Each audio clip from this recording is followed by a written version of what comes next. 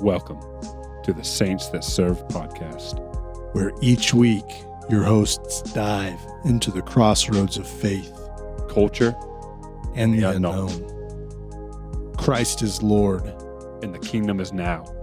We are the Saints That Serve.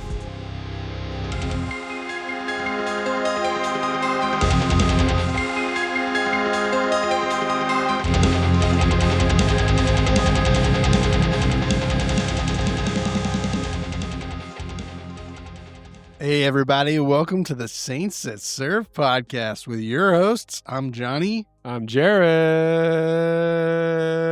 And we're here to say Feliz Cinco de Mayo. Feliz Navidad. No, it's not Christmas. It's not Christmas. Happy Cinco de Mayo, guys. Yeah, Feliz Cinco de Mayo. Feliz Cinco de Mayo. I'm going to say it wrong the whole episode, by the way, to offend somebody. There we go. We decided to do a themed episode today because it is a holiday. And it might actually be the first time that a holiday lands on the day that the episode comes out. So very much on this day, happy Cinco de Mayo. That's right. As far as announcements go, if you are following us on YouTube, we've got a recording of our live stream that happened this last Friday. That's May the 2nd. Yep, May the 2nd. If you didn't catch it, you can go back and watch the live stream on YouTube. We also have a bonus episode that dropped on May the 2nd, same day as the live stream, that you can go listen to anywhere you get your podcasts. It's on YouTube as well. It is a really fun. We did, without giving too much away, we did a summer 2025 movie draft where we auctioned off summer movies and bid on them to see who can make the most money. If that explanation doesn't make too much sense, why don't you go and take a listen? Good time. We had a good time. There was some pretty funny conversation that came out of the bidding. That's right. And we had a very, very lovely, beautiful guest on that episode. We did have a guest on that episode, and it was great. Yep. So go back, listen to it. It is called 2025 Summer Movie Draft. And other than that, make sure that you are following us on social media. And we would love it if you could comment, like, and share the podcast and all the posts that we make on social media. It really helps us get out there in front of other people. Don't we have a inductive Bible study coming up? We do have an inductive Bible study coming up next month in June. And so if you're interested in taking that course, email us at saintsthatserve@gmail.com. Just say, hey, I want to take the course. Where, when, what, and we'll... I mean, if you don't live in Georgia, you're free to make that trip, but it's probably best suited for people living in the metro Atlanta area.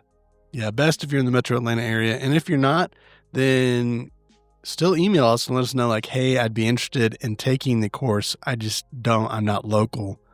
And then if we get enough people that want to learn the inductive method for Bible study, we will put together an online course for people to take. It'll be free. For sure. Free. That's a big thing there. This is not something you have to pay for. We are doing this to spread the inductive method. Yeah. Which is a way that helps you to become closer to God in your studies. Yeah. Helps you gain a richer understanding of the context of the scripture while you're reading it, to be able to apply it in a more deep and fulfilling way. So, yeah, reach out. Let us know if you want to participate in that. Like I said, it's going to be in June. And if you're not local, still reach out. Let us know so that we can figure out if we need to put together content for the interwebs. And one last thing, a little tease of sorts. We are getting very close, very, very close to finalizing details of the streaming channel, The Saints That Play. Going live. To go live with that. So stay tuned, because if you're into streaming, game streaming and watching streams, make sure you're following us and make sure you're following The Saints That Play on Instagram and YouTube and Twitch, because there will be posts and stuff as we start moving forward with it. Mm-hmm. No set date yet, but very confident that it will be in June. Yes. I can give that information right now. It's hinging on a very important release of a certain... So I've got it pre-ordered. It really is just banking on if the console... The pre-orders arrive on time. On time. Yeah. So I'm confident I will get it, but I don't want to make promises and then say, actually. So... And for those of you who are in the dark, we're waiting on the Twitch 2. The Twitch 2? To arrive. That's what it's called, right? The Switch? Switch 2. Twitch 2. www.twitch2.com. Yeah, we're waiting on the Switch 2 to arrive for the first live stream episode. Yeah, I really want us to do a live stream where it's the entire team playing. I have a very good game in mind, and it just really, we're going to do it that way. Heck yeah. And if it means pushing it back, then we'll push it back. For the sake of you guys, you need quality content. I just really want us, yeah, pretty much. So. Alrighty. Well, with further to do, let's get into the main topic of this episode. So, Tyler, this is your transition into Cinco de Mayo. What? I'm kidding. That's really funny, though. I will say, do it one more time. Cinco de Mayo. Hey, closer, but still not great. Yeah. The Mexican restaurant right here by our area. Mm-hmm. They're advertising for Cinco de Mayo. They're gonna have a live DJ and a mechanical bull. Okay, so you're talking about the one over at Kroger, right? Yeah. How? There's no space in there. I'm assuming that they're gonna have to even if they do it out on the parking lot somehow. They have to do something in the parking lot because there's no room in that restaurant at all for a mechanical bull. There's no way. I've always made the commitment of I am not going to any Mexican restaurant or anything on the day of because it's not going to happen. We tried to do a fun thing where we make food at the house and we watch the same movie every year. Is that the movie we're talking about later on? Yeah. Okay. Yeah, we watch it every single Cinco de Mayo. Great movie, by the way. It is a great movie. You guys are going to, if you haven't watched it, you're going to love it. But we'll talk about it later because it's for later. Yep. Anyways, hit me with some of that knowledge, Juris. So let's talk about a little bit of the history of Cinco de Mayo. All right. So it is, in fact, not the Mexican Independence Day. Really? That is correct. The Mexican Independence Day is September 16th. That is celebrating Father, and forgive me, I'm not going to be able to pronounce these names because I'm just awful at words. Okay. I'm struggling on reading this right now. But that is Father Miguel Hidalgo's Grito de Dolores, a call to rebellion against Spanish rule. Oh, and that's you said September? That is September 16th. Yes, sir. Okay, gotcha. But Cinco de Mayo celebrates the Battle of Puebla, and that is fought on May 5th. Puebla.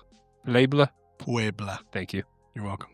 That was fought on May 5th, 1862, over 50 years after independence, which was 1810. Okay, can we acknowledge the irony? The general, led by General Ignacio. That's a name from the movie later. Yes, I know. Which, by the way, I'll talk about this more. Didn't realize that was his name. I have a lot of things about that movie I didn't realize. Yeah. So the battle, right? Mm-hmm. It happened after. So the Puebla. Is that right? Puebla. Puebla. Puebla. I'm not going to do it right again. Okay. But so that happened after the Mexican-American War and Civil War. Mexico was bankrupt. Okay. That's right. At the time, the president of Mexico suspended payment on foreign debts for 2 years. Mm. And France, under Napoleon III, saw this as an opportunity to expand influence and install a monarchy in the Americas, which would threaten U.S. sovereignty during the Civil War. France sent troops to collect debt. Spain and Britain withdrew peacefully, but France invaded with intent to conquer. Yep. So it was about land grabbing from the French. Yeah, this little thing I'm reading from Wikipedia says that after this battle, a larger French force ultimately defeated the Mexican army at the Second Battle of Puebla and then occupied Mexico City. Mm-hmm. So, interesting. On May 5th, 1862, like you said, General Ignacio led about 4,000 Mexican troops to defend the city of Puebla.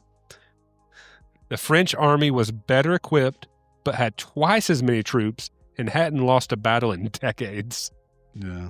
Despite the odds, Mexican forces won decisively. Nice. Mm-hmm. This wasn't the end of the French efforts, though. Napoleon eventually installed Maximilian I as Emperor of Mexico, but the victory over Puebla became a symbol of resistance, unity, and national pride. Whoa. I did not realize that the French won a battle. Apparently they were very good because they never lost before. Yeah, they hadn't lost in a long time. Minus all that losing they did before America was founded. Mm-hmm. So against the English. Ignacio became a national hero. He famously wrote, "The national arms have been covered with glory." Ignacio, where are your robes? Spoilers to later on in the episode. No, you're good. Though short-lived, the morale boost galvanized the Mexican people. Are you ready for this? I just saw that it's also called El Día de la Batalla de Puebla. Which translates to what? The day of the Battle of Puebla. Nice. I believe is how you would translate that. I am not actually a Spanish-speaking person. I can say a couple of things. You are better than me. Yeah. You can speak Japanese better than me, though. Hi. Hi. So in 1867, Mexican Republicans, with U.S. support after the Civil War, overthrew Maximilian and reclaimed their sovereignty. Heck yeah. Wait a minute. This has happened before. Mm-hmm. So that is Cinco de Mayo, right? Mm-hmm. That is really what it's about is, the victory on the victory over the French. Okay. Who ended up coming back and winning, and then we kicked them out. But it's about, that David and Goliath story, right? Mm-hmm. The little army defeating the large army, protecting their land over invasion, which is a really nice connection there, Yeah. And, wow, my question is how did it end up being a party holiday? So I think that, it's celebrated because the battle at Puebla, the victory at Puebla was looked at as a sign of resistance. So even though the French won the next battle and established, a governance and stuff in Mexico, the Mexicans still resisted. And they're like, we're going to get our country back, until ultimately they were able to get it back. And then to celebrate that victory over the powerhouse of France, they establish, let's commemorate every year that one battle that we did really good at. Yes. What I've got here says that it's been virtually forgotten in most of Mexico except for Puebla. Yeah. Like the holiday itself. Just of course, it's we have a major thing that happens in our city. It's going to be major news for a little while everywhere. But the area that it happens, we'll never forget. Yep. You know what I mean? I asked somebody about the flood that happened in the city in Georgia and Atlanta, like, what was it, maybe 10 years ago? Mm-hmm. Everything was terribly flooded, destroyed streets. Nobody except for us remembers that, So, because we went through it. Everybody going through it, And then imagine this, to make that correlation too, is everybody else in the whole entire else. We suffered. Yeah. And everybody else is having parties in all the other states about our flood. Yeah. Yeah. And to be honest, there was at one point in my life where I just knew Cinco de Mayo's a Mexican themed holiday. Mm-hmm. I honestly, for a while, thought that I confused it with Dia de los Muertos, which is the Day of the Dead. The Day of the Dead. Mm-hmm. And so that's why I was like, oh yeah, we'll go and we'll celebrate with Mexican themed decorations and food, but we're not going to go all the way because we don't want to celebrate the Day of the Dead, right? and then I was like, wait a minute, and then I can't remember who told me. It's probably my wife because she's super smart. But it was probably like, hey, John, that's in October, right? I was like, what? The Day of the Dead. And I was like, oh. No, it's May 5th. No. It's in the name, wife. Yeah, we celebrate it at the beginning of May. And yeah, nope. Totally different.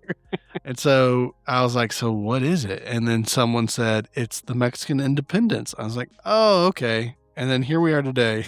It's not the Mexican independence.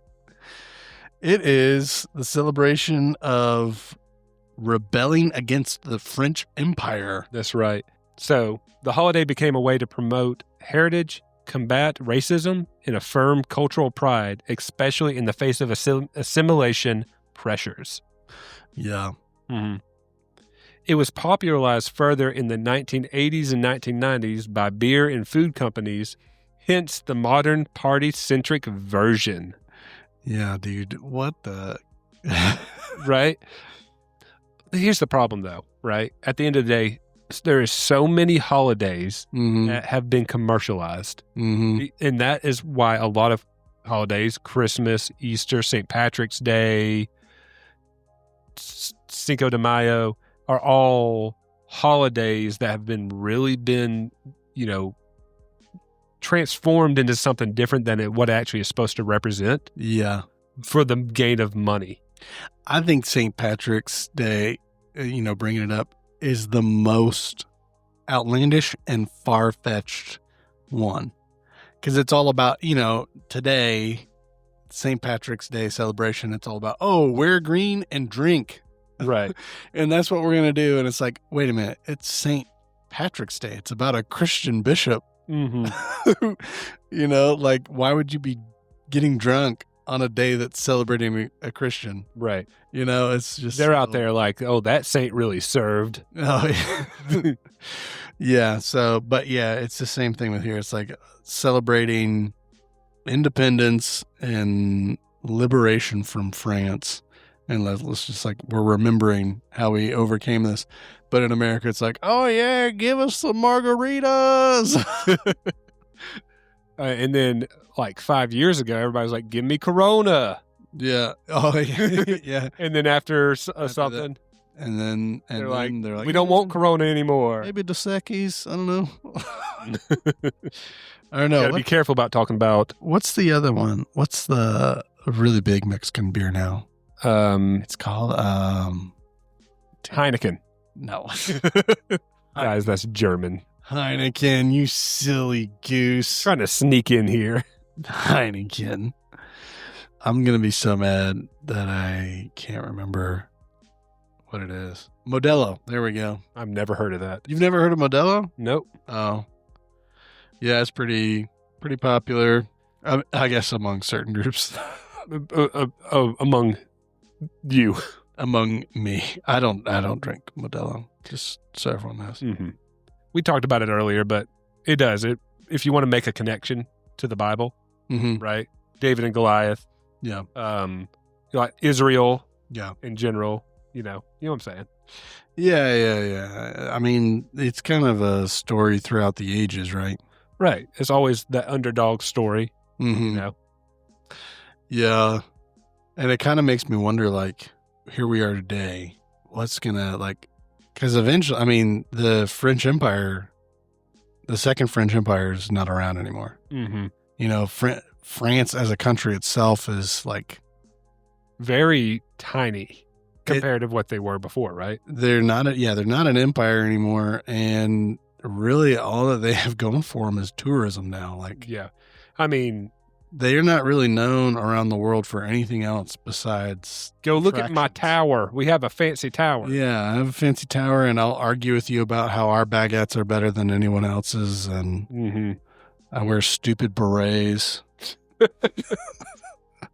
No, I don't know. I mean, that's you want me to bring you back a stupid beret? Yeah, bring me back a stupid beret. Okay. And I'll shave my beard and cut my mustache to a pencil mustache. And I want you to go, and I'll wear turtlenecks everywhere I go. No, yeah, but, you know, and so now we look at it today. We're like, what are the powerhouse countries today? Mm-hmm. You know, it's America, it's China, it's Russia. Like, in 100 years, where are we going to be? You know, are we going to even be the head runner in the world? You know, so it's like looking back in history at things like this, where it's like, hey, even though you're the top dog, doesn't mean you're always going to be. And it doesn't mean that you're going to, you know, be undisputed by anybody. And I think that that's good because it reminds us like, hey, there's no kingdom on earth that endures except the kingdom of God. Correct. Because here we are, 2,000 years removed from Christ, and the kingdom of God is still growing. Right. You know, it's not declining. I mean, God has literally stood true and strong since the beginning of time. Yes. Yeah. And he makes it clear, like, there is no power above me or equal to me. All things are under me. And I am extending grace to my creation in order for them to receive forgiveness for their sins, to become an heir of my kingdom that I've established. Mm-hmm. You know, that's such a cool promise from God, is like, hey, like, you're going to inherit creation from me. I'm going to give it to you. But first you have to actually identify with me. Like, you've got to be a part of me. Yeah. You can't be a part of your own little kingdom or a part of one of the kingdoms of the world. Like, you've got to side with me, and that's the only way you'll receive this forgiveness. Mm-hmm. You've got to actually acknowledge that I'm God. Right. You know? And that's a challenge to our listeners, right? Yeah. Of like, you know, what are you going to stand with, right?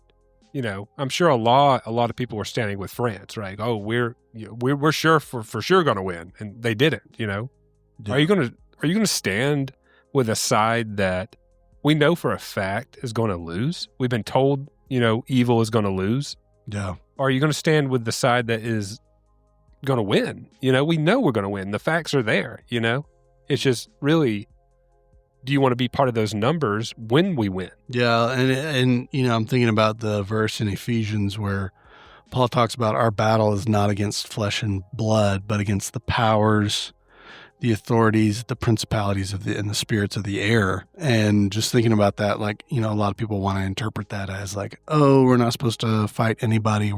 It's just prayer. We're just supposed to pray. And it's like, no, it's standing for truth, standing in opposition against worldly principles. Right. Because there's people who will stand and represent the devil.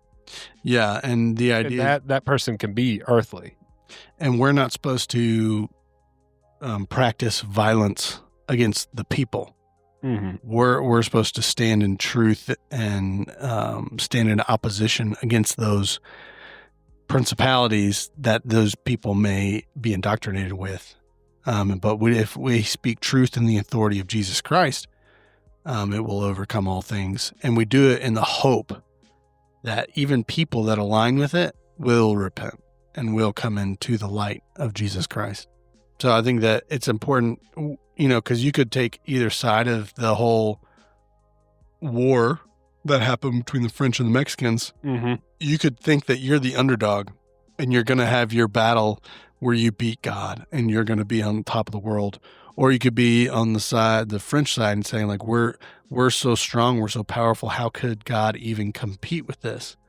And the reality is that both sides, regardless of outcomes, are both brought low before God. Mm-hmm. All things are brought low before exactly. God. All things come into alignment with the kingdom. So, yeah, cool stuff. That's right. Great. Heck yeah. Yeah, so what are you going to do on Cinco de Mayo? Or what are you doing today, I should say? Spoiler alert, we're pre-recording this episode, so. This is not a live one. Sorry, guys. Probably just hang out, because to prep for this episode, I watched your traditional movie. All right. So I hadn't watched it in years. Yeah. But it's still a great one. Do you know what you can watch since you watched that one already? Muppets Treasure Island? No. It's themed. You can watch Once Upon a Time in Mexico. Oh, that's true. That's guy. Or Zorro. Zorro. Same guy, right? Yeah, Antonio Banderas. Yeah, that's it. Ironically, though, I think he's from Spain. So. Once Upon a Time in Mexico, starring the Spaniard. Starring a Spaniard. He's in Expendables 3. You can watch Expendables 3. Yeah. Or The 13th Warrior. Has nothing to do with Mexico. We're going to watch all the Studio Ghibli films. Have you watched The 13th Warrior with Antonio Banderas? Mm-mm. Okay. It's so funny. So, Antonio Banderas, he's known as like the Latin king, right? Mm-hmm. But in this movie, he plays an Arab. Okay. Who gets on a boat with Vikings and goes to Norseland and fights against this mysterious cannibalistic bear tribe that pretends to have supernatural abilities. Like like they're undead, like they can't be killed kind of deal. It's a good movie, but it is like when you think about it and like everything else you've seen Antonio Banderas in, you're like, this is kind of weird. Like Antonio in a fantasy medieval film as an Arab, this is kind of throwing me off. Right. And he's like a foot taller or a foot shorter than everyone else. Yeah, They're all casted perfectly as Norsemen. Well, I want to get into that because it's also the exact same way with our main movie topic as well. Yeah.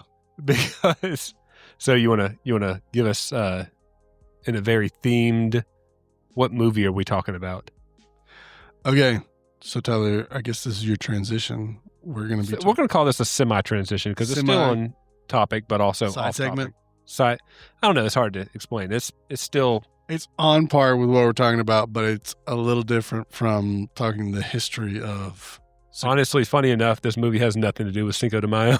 No, it does not. But we're going to except for your Cinco de Mayo tradition. Yeah, so me and my family watch this every Cinco de Mayo, and we eat Mexican food, tacos or chimichangas or whatever. We spend a couple hours prepping it. Which is ironic because the day before is May the 4th. And so we do the exact same thing, but for Star Wars. We watch a Star Wars movie and we make Star Wars themed food. Normally we just do a Death Star pizza every year. We cop out. That's a simple thing. What, one pepperoni on it? Yeah, one pepperoni. No, we slice the pepperonis in half to make like lines across it. Gotcha. And then we do a couple of pepperonis to make like a circle for the plate. Yeah. Laser or whatever. Anyways, Cinco de Mayo. Yeah, Mexican food. And then we pop in the movie Nacho. You cut that by like half of what he does in that movie. Who? Who? I'm the luchador Nacho Libre. Yeah, I watched it last night. I'm going to fight the strongest men in town. Maybe the world. You are not baptized?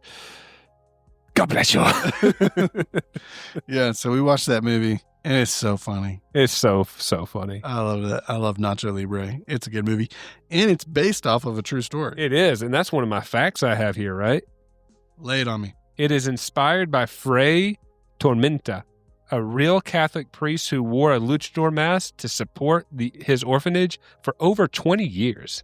He was a luchador for 20 years. Yeah, supporting them. I don't think he was like he had to hide it or whatever. Yeah. Like Nacho does, or Ignacio. Ignacio. Which I didn't realize that was his name. Throwback to the general who fought off the French in Puebla. Mm-hmm. His name was Ignacio. And so is Jack Black in Nacho Libre. Ignacio.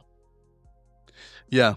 So yeah, it's this whole segment's probably going to be us quoting this movie. Yeah. Just like sitting there the whole time and being like, and I'm gonna squeeze. Those eggs were a lie, Stephen. A lie.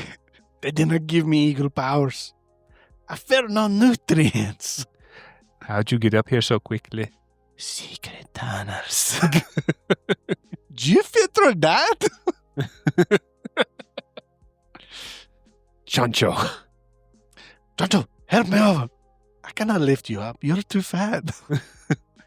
Sometimes when you are a man, you wear stretchy pants in your room. It's for fun. It's fun. Excuse me, sister. I was wondering if I could join you in your quarters later and we could eat some toast and talk about spiritual things.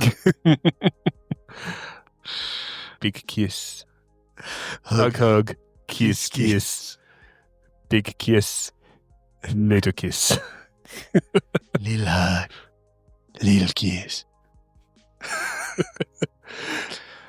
Everybody is dancing at the party. Ramsey's number one. He is not dancing at the party. Yeah, dude. Jack Black. I'm going to be honest. I think that is my favorite Jack Black movie. Yeah. We are going to be releasing a review of the Minecraft movie that has Jack Black in it. Mm-hmm. But I don't think it's going to hold up against his performance in Nacho Libre. No. Yeah. So I think he is in the movie. They say that he's half European and half Spaniard, I believe. They called him like... It's the same thing. A Spaniard is from Europe. Okay. He's half Mexican, half Spanish. He's European. Half European, half Mexican. And they call him Ashley looked it up when we were watching it. They reference it one time, but it's essentially and maybe I'll have to censor this out. You tell me, but gringo? No one's going to be offended by that. Okay. It's a more friendly version of gringo. And I'm not sure what it is. They call him it one time, like they asked him a question like, why did they call you this? And it starts with a G too, and I can't remember it. A grillo? A grillo. No, that can't be it. I think that's an article of clothing. Anyways, keep telling me about the... Yeah, no problem. So, of course, we talked about it. Jack Black. It stars Jack Black, who was at the time rising as a comedy icon thanks to movies like School of Rock and Tenacious D, which I think School of Rock is probably up there, probably my favorite. That's a really good movie. Okay. The movie was directed by, do you know who it was directed by? Nacho Libre? Yes. I don't know who. It was directed by Jared Hess. Do you know what else Jared Hess directed? The name sounds familiar, but I can't think of. So after watching this and then keeping this in mind, he directed Napoleon Dynamite. Oh, he's the same guy that's why I know, because when I was looking up the Minecraft movie. He did Minecraft movie. Yeah. Okay. All right. So it's like, it's the exact type of comedy. You know what I mean? The same type of humor. Okay. Nacho Libre and Napoleon Dynamite. Yeah. That really like weird indie niche humor to it. You know what I mean? Just like Jack Black saying the wackiest things and it's really funny the whole time. Yeah. But it's not like slapstick. It's just verbal slapstick almost. You know what I mean? Yeah. Just like visual humor too, though, a little bit where you just like, why is everybody running everywhere in this movie? Like anytime any character takes off just about or go do something, they're all running for some reason. Yeah. For no reason at all. But, Ignacio, right? Encarnacion. Encarnacion. Encarnacion. I wrote a movie. I mean, sorry. A movie. I wrote a song. Can I sing it for you right now? Güero. Is it Güero? Yeah, I think so. So we've been sitting here quoting this movie, right? Mm-hmm. But what is this movie? What is the plot of this movie? It is about a Catholic monk. He is the cook. He is the cook at the orphanage that he works at. Mm-hmm. And it's an all boys orphanage. Except for the one nun. Yes. And they always just, they're kind of a poor mission. Mm-hmm. So they don't have a lot of money to spend on food. So the food's very bland. And he cares about the orphans, but he feels out of place. He feels like he's not doing enough, or he's getting really crappy jobs. And because he's got really old chips and slop for these kids to eat. Yep. And I want to feed them salads. And he wants to have a little bit of glory.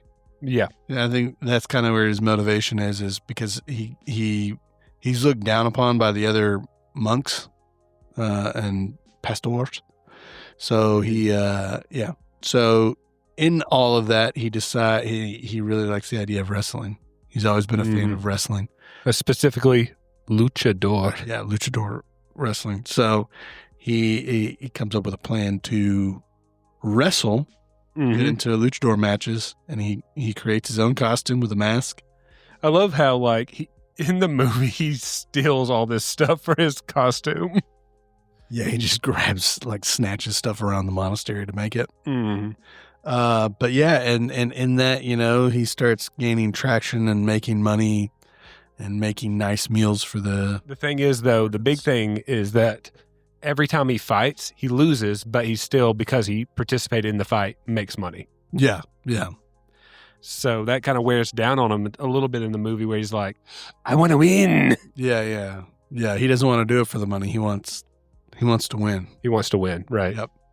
And then at the end of the movie, he fights. He stops doing it to win and does it for the orphans. That's right. And that's when he wins. Mm-hmm. Against the best. He's the best. Ramses' forearms are the best. Ramses' shoulder muscles are the best. What a weird scene. The whole movie has so many weird, just awkward scenes. Yeah, the wrestler, the main bad guy. What's funny? When watching, I realized Ramsey doesn't say a single word that entire movie. Really? Yeah, he has no lines in the movie. That's funny. But yeah, Ramsey's the number one wrestler. He's it's before his fight with Ignacio. And he's got he's getting oiled up and a massage for back and shoulder massage or whatever by his coach. One guy's massaging him up, and one guy's just sitting there just saying different body parts, just hyping him up, yeah, but just telling him how he's the best, but just in a monotone voice. It's so Ramsey's feet is the best. Yeah. Oh man, dude, I love that movie. It's so funny. How did you find me out here in the wilderness? I saw you from the village. Hola, Nacho. So essentially, yeah, he's wrestling. It's funny because he confesses to the nun that he went to a wrestling match. Mm-hmm. And so he has to pray in front of everybody to make up for his sins because they think he went to a wrestling show to watch it. Yeah. But he was competing. He catches on fire,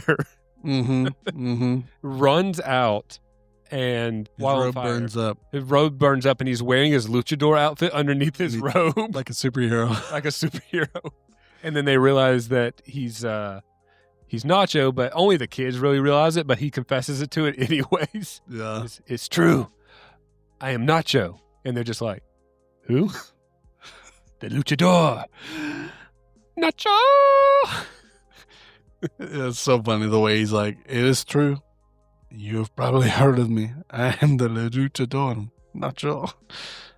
Oh, man. So he gets kicked out, but he promises him, he says, I'm going to go win this. I'm going to go fight. And he's like, I'm going to win this fight and buy the children a bus. And we're going to go and do activities and walk around the park and stuff. Stuff like that. I was thinking about this because he doesn't get kicked out. I wonder if... No, he does, though. So I paid attention to this time. He didn't pack up. When he came back, all his stuff was packed up for him. Okay. So because he goes, they figure out who he is. Mm-hmm. He goes to wrestle, loses the match, and comes back, and all his stuff is packed up. Yeah. And he leaves, goes to the wilderness, and he finds out later on that his buddy Steven runs over the competition. Runs over the foot of the competition. Because whoever won that fight was going to wrestle Ramses. Yep. And so the guy who beat Nacho got ran over. And so now Nacho could fight Ramses because he came in second place in that fight. Yeah. It is funny, dude. It's such a funny. It's just, it's made by Nickelodeon. It's a kid's Nickelodeon movie. Really? Yeah. You know what I've never caught, though, is because he gets kicked out. But then after he wins the fight, he gets a bus. And he comes back. He's not wearing robes. He's wearing... like a white, like it's like a blue robe. It's the same color because he bought like some fancy clothes. Well, it's like a one-piece suit that has like the robe, like upper... I think it's like, it's almost like what he bought, he turned into a robe because he bought his fancy clothes. Yeah.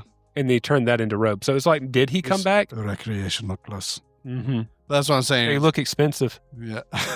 Thanks. Thank you. I mean, yes. I don't know if he was welcome back or not, but the question is, how did he get custody of all the kids to take them on a field trip? They never go into detail. Like, did he actually... the nun's with him. Right, but maybe he just bought the bus and is taking these kids on a trip, but he doesn't oversee them. She does. Yeah. It doesn't look like they break their vows together, though. No, but they kind of hint at it, too, at the same time. Yeah, it's just like... spoken. Hey, I would... I just want to let you know, I would break my vows for you. Yeah.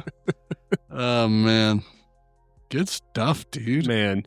I mean, I was watching it, and at first I was like, I want to watch it for the podcast, right? For the pod. And by the end of it, I'm like, I'm just enjoying watching this movie, even if it wasn't for the podcast. I forgot how funny it is. Yeah, dude. I know a gypsy man who knows secret powers. He knows how to get secret powers. Oh, man. You just go and you eat the yolk of the eagle egg. And that guy, he's in the gypsy man is in John Wick. Mm-hmm. He's John Wick 2. He's the Russian guy. Yeah. At the very beginning. It was funny because Ashley was like, I don't want to watch this part. I'm like, what's wrong with it? It was when he throws the corn on the cob through the guy's eye. Oh. I forgot that was in that movie. I'm like, goodness. Yeah, dude. It's like, it's very graphic for a kid's movie. Mm-hmm. Like, it was just so random because the rest of the movie isn't that bad. Yeah, it really is. And it's not like bloody or anything. No, it's just like it's a quick cut and there's just a corn cob in a guy's eye. Yeah. All right. I was trying to think if I'd seen him in anything else, but Hector Jimenez, I think is what it is. He plays his wrestling partner. Now I'm blanking on his name. Steven? Steven, thank you. Plays Steven. Do you think he's in anything else? Probably not. The only other thing that I know him from is Epic Movie. He plays the parody version of Mr. Tumnus. Oh, really? Yeah. It says he's in Wild Hogs. That looks like that's pretty much it. That would be American. Mm-hmm. I know the guy who plays... Sorry, not American. United States. Yeah. The guy who plays Ramses, he died in 2010, I believe. Really? Yeah. Was he he was actual, or was he an actual wrestler? I think he was an actual wrestler. Okay. His name's like Silver something, I think. Something Silver. Let me look it up. Ramses Cesar Gonzalez. Caesar, Silver King. There it is. I was right. Silver something. There we go. Cesar Cuauhtémoc Gonzalez Barón was a Mexican luchador. Enmascarado. He was known best as Silver King, but also had an extensive stint as the third wrestler to portray the Black Tiger character. Whoa. The Black Tiger character. I don't know who that is. Sounds important, though. I don't believe in God. I believe in science. I'm not listening to you. You only believe in science. I love how he's just like, Ignacio's train of thought there is that being baptized will instantly have him believe in God. Why have you not been baptized? I just never got around to it, okay? Someone stole the chips. Did you tell them they were the chips of the Lord? I hate them. What did you say? I hate the orphans. Say it to my face. Say it one more time. I hate all the orphans in the world. Come on. Ah. It's funny because like they get into that fight and they never reconcile the fight. It's just like, yeah. It's just they fight. He gets mad. I think he then goes and prays. That's when he catches on fire, leaves to the wilderness, and then when he comes back, goes for the wrestle. They wrestle together in that fight. Yep. And then he loses, goes to the wilderness, and they never reconciled the fact that he says, I hate orphans. I think he says, I thought you didn't like orphans at one point. He's like, not anymore. Not anymore. I liked him. Yeah. Great movie. Great movie. Great movie. That's all right. So you want to transition into our last topic here? Yeah. Tyler, this is our final transition of the pod. We are going to go into the corner. Step inside if you dare. Shadows move, mysteries whisper, and the unknown awaits. Welcome to the corner.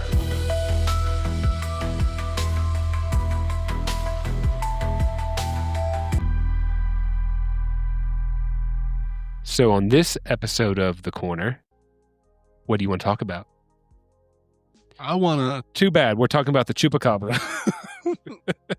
Oh, man. Oh, gosh. I wanted to talk about... Shucks. Hello Kitty. I want to talk about the Thunderbird. Oh. The Thunderbird. We've talked about the Thunderbird. I think, yeah, you're right. I think we have. That was insert episode number here. Azteca Dodeca. So, do you know when the first sighting of the Chupacabra was? In the United States or in general? In general, what was the first reported sighting of the Chupacabra? This surprised me, by the way. 1995. You're looking at it. I literally just... It was 1995. Yeah. A woman claimed to see the creature with gray-green leathery skin, large red eyes, fangs, and a spiky back. Walked upright and hopped like a kangaroo. Okay, so in this article that I'm reading, though, they say allegedly that there were reports of El Chupacabra first popped up in the 1960s in Puerto Rico. So, but I guess it's funny because I have 1995 and you also had 1995. Yeah, this says the first sighting, but that's been dated. But in the 1960s, allegedly people were seeing the Chupacabra specifically in Puerto Rico. So I guess no one could verify, but apparently they could verify in 1995. For sure, where others are saying, oh, I saw it in 1960. Yeah, but do you have proof? Nah. Yeah. So, do you know what Chupacabra translates to? No. Chupra means suck, and cabra means goat. It is the goat sucker. Oh, I knew that. I had heard that. I figured you did. Dang it. It's said to attack at night, leaves small puncture wounds, and drains blood, but no organs eaten, which makes it unusual compared to normal predators. There you go. what do you think it is? Like, so I don't believe that it's real, right? Okay. What do you think it would be if it wasn't real? What do you think these things people are seeing would be? It's hard to say when it's something so specific. Like if the animals were mauled, it could be a variety of predators. But the issue is that they were like, it's like the blood was sucked out of them. And these are big animals. So it's like for something to be able to do that, it would have to be something big. For something to suck all the blood out of a sheep to the point where the sheep dies, it'd have to be something bigger than what we would have here as bloodsuckers. Like it'd have to be way bigger than mosquitoes or ticks. Those are the only bloodsuckers that we have. Right. You could get into bats, but they don't really do that to, we don't have any blood-sucking bats in the United States. Because they don't really suck blood. They cut and they kind of lick at the wound. They're not really sucking the blood out. They're just whatever's coming out, they are. Yeah, and that's a specific kind of bat. The vampire bat, right? Vampire bat, and it's not in, to my knowledge, it's not in, the areas that people are seeing or claiming to see the Chupacabra. So, it's, if you don't want to attribute it to the Chupacabra, you got to have something else. It's kind of one of those things where it's like, yeah, the Chupacabra may not be real, but we can't really explain the phenomenon. And all we have are reports from people saying that they saw this type of creature. So it's one of those things where it's like the only evidence is this.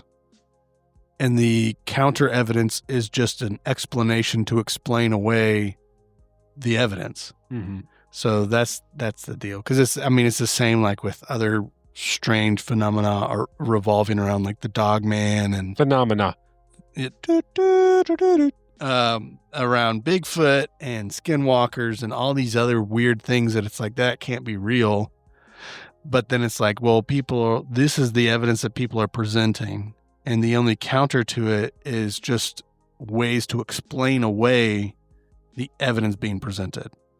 There's no alternative. It's just that can't be. So do you want to break the illusion? Sure. This is the scientific explanation. I'm ready. Most likely, biologists believe that it was dogs, coyotes, or raccoons with mange, which that's what the people were seeing. And then coincidentally, livestock died unrelated to these animals they had with mange. And they died of natural causes, but appeared drained due to the post-mortem processes. So essentially, they find them and they're already kind of drained of some blood, just through the natural process of things. Yeah. Because they said that they've, upon closer inspection of the body, there was never etching and puncture wounds on a lot of cases. Okay. So that's your breaking the illusion explanation. Yeah. It's crazy how all these animals with mange are showing up around livestock that is dying. Before this, a lot of cryptids got popular. I wonder how many actual cases were reported of the Chupacabra. I don't have those numbers, but it's like before, it got heavy and really big in lore, probably due to like television making the creature more popular. Because I feel like this is one that I like, besides Bigfoot, aliens, the big ones, this is probably one of the bigger cryptids that a lot of people know about. Yeah. I'd say like number 5 type thing, Yeah. And that's the thing is I think that it is because it's so recent, like there's not a big historical storyline for it. Like Bigfoot, there's documented stories for hundreds of years. Aliens, it's the same deal. Like people have been talking about these UFO crafts for hundreds of years. The skinwalkers, same deal. Dogmen, we talked about Dogman one time. Like, right. That's been around for ages. And it's the same with satyrs. It's like all these different human animal hybrids. Again, it's like it is these creatures that are all could be seeing something, and somebody might be drunk, somebody might be high, seeing these things, and they're seeing something that might be an injured animal, right? Yeah. Something, Talking specifically for the Chupacabra. I'm talking about in general cryptids. Oh. It just in general, like, these people, are seeing things, and we only hear the story is what I'm getting at, but there's a really good chance we're not getting all the details surrounding this story. Well, I wouldn't say that for all cryptids because there's too many stories for that to be the example. Like where it's someone missaw, because a lot of stories, it's multiple people experience the same thing all at once. Sure, but there's always a starting point. So there's always a point, and then there's always, I saw that too. You know what I mean? I guess, but I mean, you're talking about the Dogman, that goes back to, like 500 AD or even further. Satyrs, The older, the more mystic they are. the Satyrs is BC. The Skinwalker deal, like that's, who knows how old, because there's no way to really date Native American people. That translates to, it's a lie. Well, but no. I'm kidding. Okay. I think that the scenario you're presenting, where it's like we're probably not getting all the details, and there was probably some sort of weird stuff going on with the person, I think you could apply that to the Chupacabra because it's such a new phenomenon. Mm-hmm. And there is a like countable amount of stories or sightings or whatever, whereas like with everything creature, else, like you said, you have a lot of stories that are really old and more viable to being a real thing. and other things besides just stories. Right. Like there is, what do you do when you go into the woods and you see a human footprint that's, 18 inches long or 20 inches long or whatever? Like, what do you do with something like that? Mm-hmm. 'Cause that's not a human foot. Like, there's no one whose foot is 18 inches long. Mine's closed. Was yours 14. That's your shoe size. Mm-hmm. That's what I said. And then other things like there's DNA that is out there that we can't track to any known animal in the database. So stuff like that. Yeah. So there's a bunch of stuff out there for a bunch of different things, but the Chupacabra, the only thing that they've got is just sightings. There's nothing else to go with it. Like there's one lady who said that she shot one and she stuffed it, and that's what she has. And it really is. It just looks like a coyote with mange. Mm-hmm. That's all it looks like. So that's probably what it is a coyote with mange. It's just, again, creatures sick in the wild, seen around a dead animal doesn't mean it necessarily killed it. Maybe because isn't coyotes not hunters but scavengers? Coyotes? No, they will kill animals. Okay. Yeah. Yeah, they will if they have the ability. They're opportunists. You're right. There we go. There you go. But yeah, who knows, man? Because I think that was the evidence that was going for it was this lady who killed this thing that they're calling the Chupacabra. Is it didn't have the exclusive DNA of a coyote. Mm-hmm. So it's not technically a coyote. But who's to say that it's not a hybrid of some weird like inbreeding deal? Right, like a coyote and a poodle or something, like. Yeah. Yeah. So of course a sick coyote and a poodle will probably give birth to a sick coyote. A sick coyote poodle Chupacabra. I love how the coyote has to be sick if it would mate with a poodle. You're sick. You have lowered your standards, coyote. Wiley, you're sick.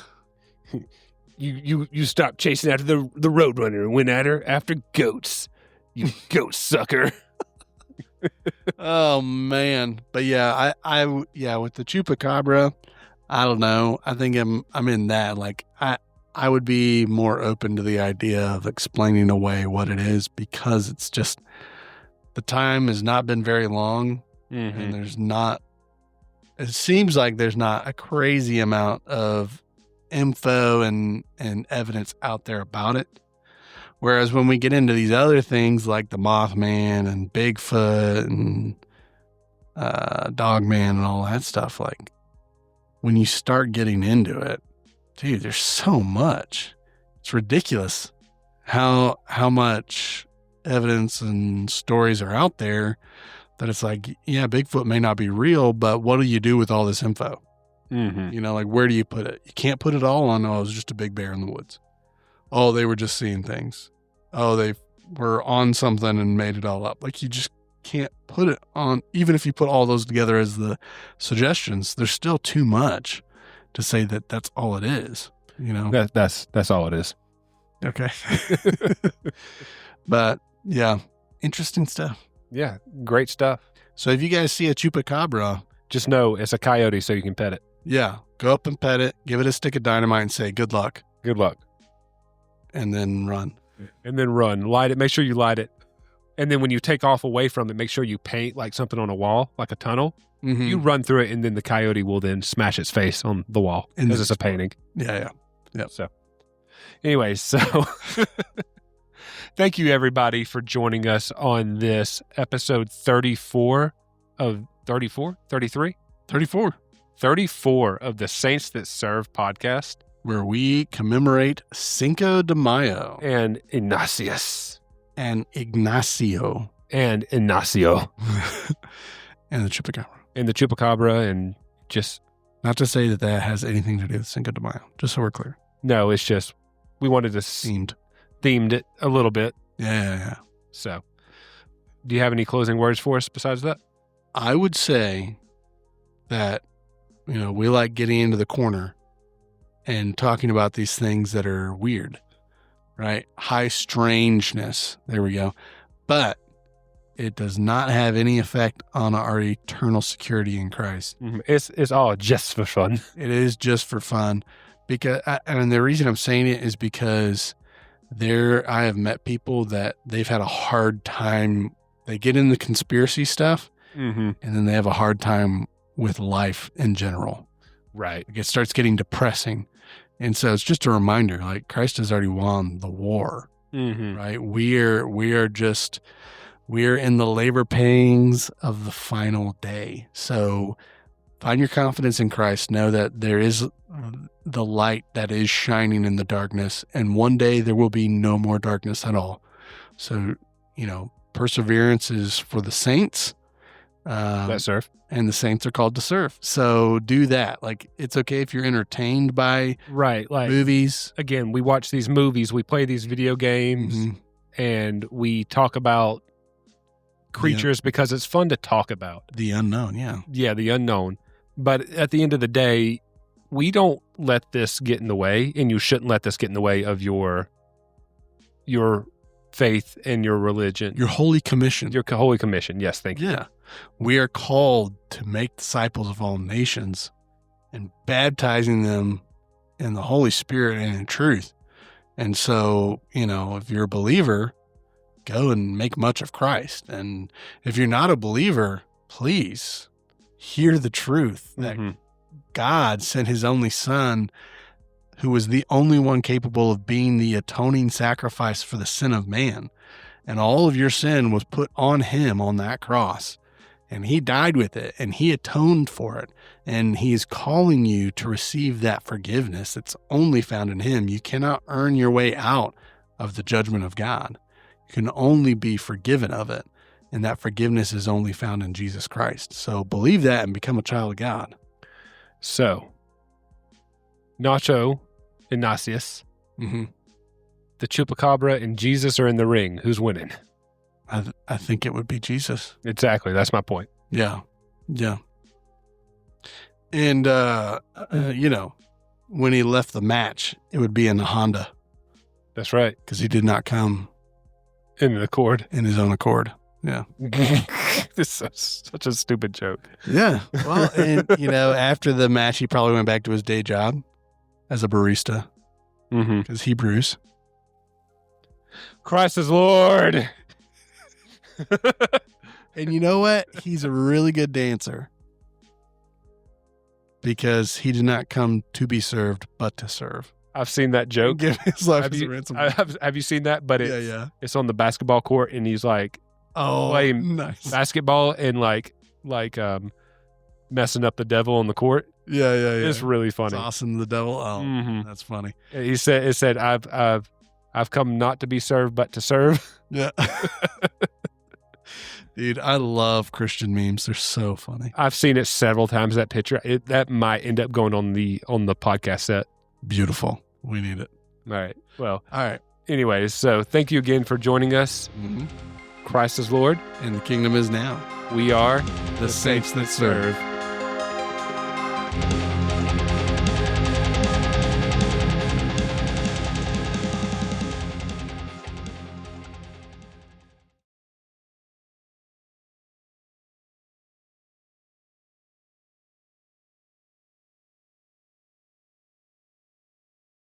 It is actually more of an American holiday more than anything for Mexican Americans. Yeah. Hispanic American. What's the proper term for that? Yeah, Mexican American. If they're from Mexico, then they're Mexican American. Spanish American? No, that would be from Spain. What about Alaskan Americans? With Alaskans are Canadian. You know that.